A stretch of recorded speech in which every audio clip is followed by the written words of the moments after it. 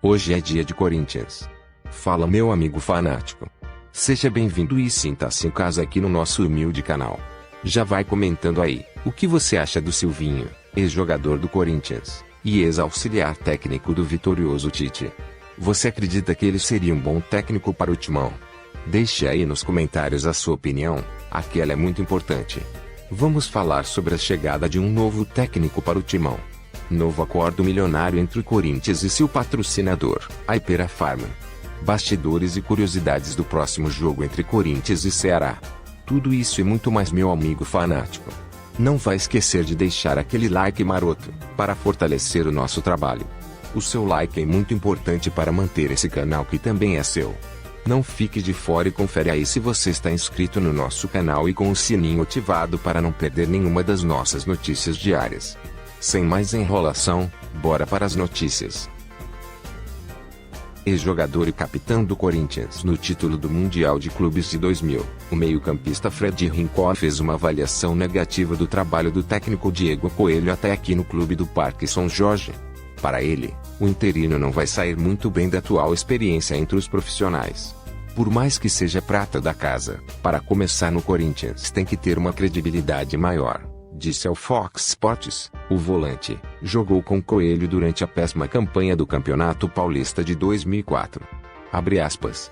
Nesse momento da batata quente, o Coelho está se expondo demais e está se queimando numa situação que já foi criada, continuou Rincon, lembrando que o ex-companheiro perdeu 2, empatou 3 e ganhou apenas um jogo nesta passagem até aqui.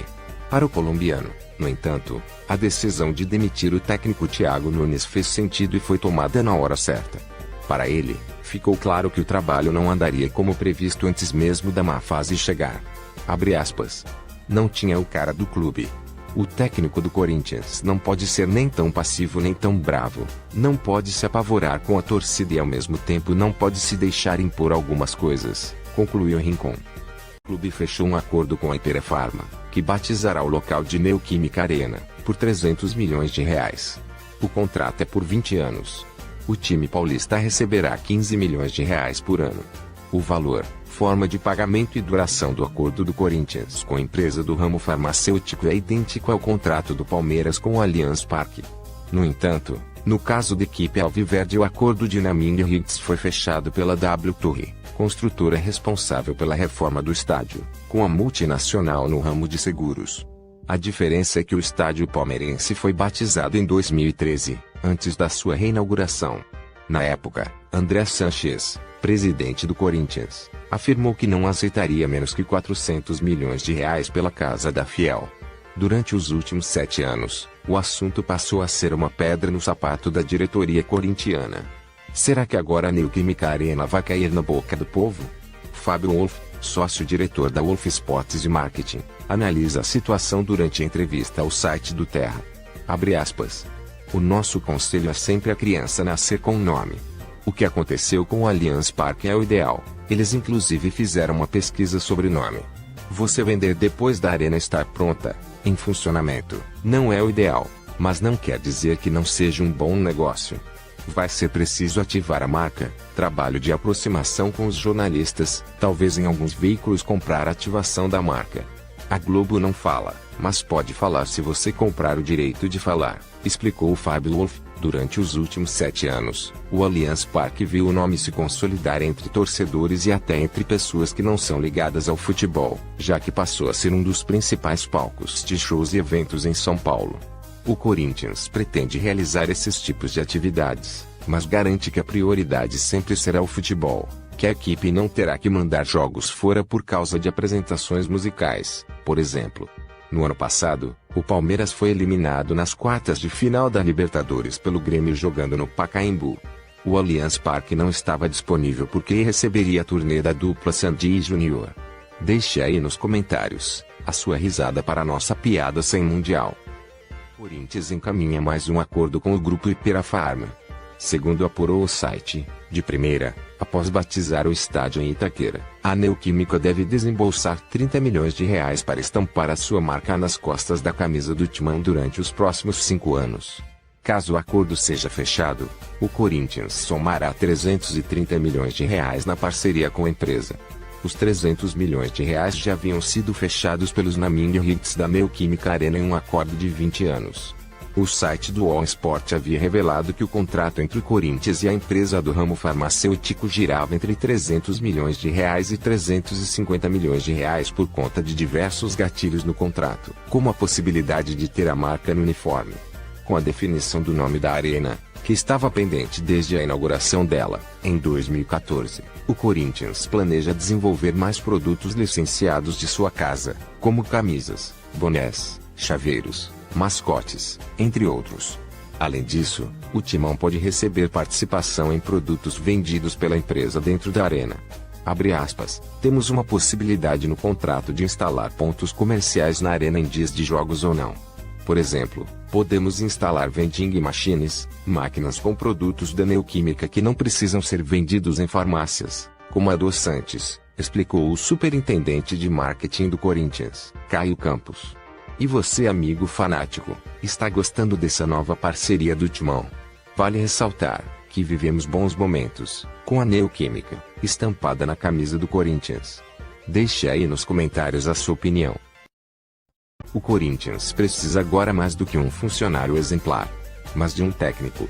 Depois de analisar o mercado, o salário dos treinadores com potencial para assumir o Corinthians, como Felipão, Silvinho e até Dunga, o presidente optou por dar uma chance para Coelho. Até porque faltam 3 meses para acabar seu mandato. Andrés não valoriza como deveria o trabalho dos técnicos. Ele acreditava ser possível repetir com Coelho o que fez com Carille. Só que os resultados estão não só frustrantes, mas também seguem atrapalhando seu candidato à sucessão, Duílio Monteiro Alves.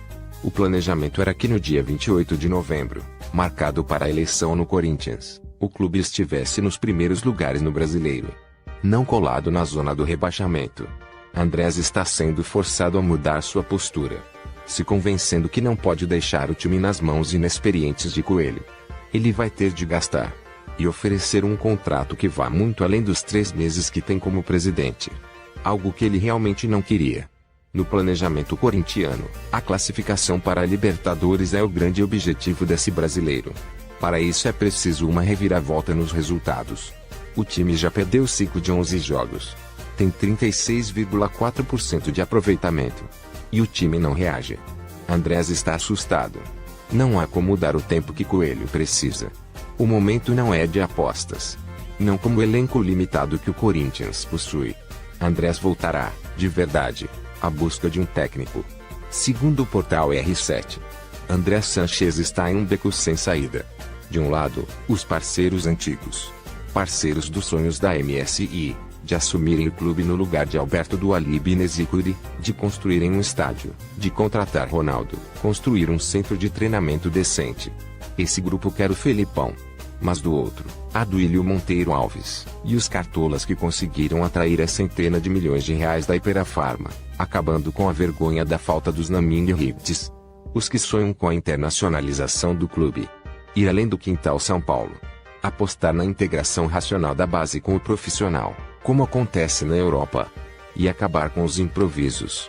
Esses querem Silvinho. Entre os dois grupos, Andrés Sanches, o presidente e o candidato querem uma definição rápida. Analisar outros nomes. Até mesmo a chance de um estrangeiro.